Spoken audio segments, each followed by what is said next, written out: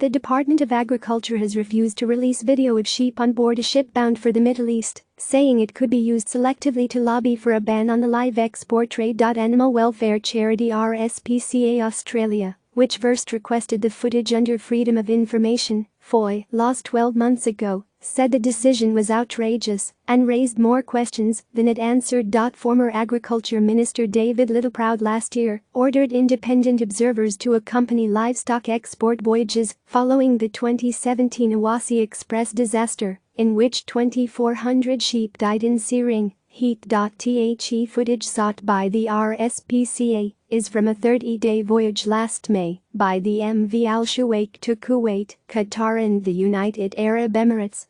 Of the 69,117 sheep on board, 609 died, for a mortality rate of 0.88%, just below the 1% threshold at which a review is automatically triggered. While the independent observer's report concluded the crew managed the livestock in line with Australian standards, it noted that for 8 days, sheep were open-mouth breathing and attempting to gain position around the ventilation vents on all open and closed decks.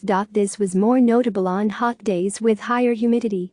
In these instances, death by smothering was an observed outcome, and 6 to 11 of the observed mortalities around the ventilation vents could have been attributed to smothering, the report said. THERSPCA requested 20 minutes of video footage taken each day for 7 days by the observer. But Tina Hutchinson, Assistant Secretary of the Live Animal Exports Branch within the Department of Agriculture, said releasing the footage could expose the exporter to unfair treatment and lead to unfounded or unwarranted adverse criticism of the live animal export industry as a whole. It is possible that the footage would be selectively used by those who are opposed to the industry to lobby for the banning of the trade, to the commercial detriment of the organizations involved in the subject voyage, Ms. Hutchinson said in a letter to the RSPCA, rejecting its application. In particular, the footage is capable of being manipulated without adequate explanation of the overall animal welfare outcomes on the subject voyage, which are outlined in the publicly available documents.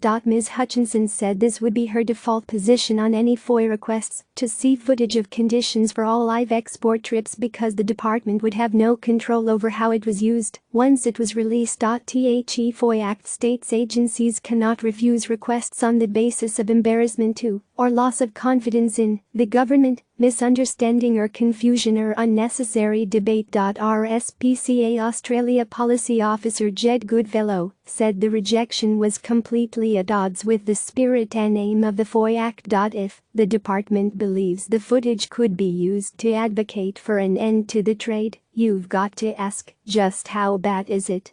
What does it show and why is the government trying so desperately to hide it from us? He said. It appears the Department of Agriculture is still unable to balance its dual roles as a promoter and regulator of the trade. Dr. Goodfellow said the RSPCA would challenge the decision because the public had a right to know what was happening to animals on live export vessels. Footage of how animals behave on live export vessels is a crucial means for assessing their health and welfare and informing the ongoing policy reform process, he said. A review into the Department of Agriculture last year was highly critical of its performance as regulator of the live export trade.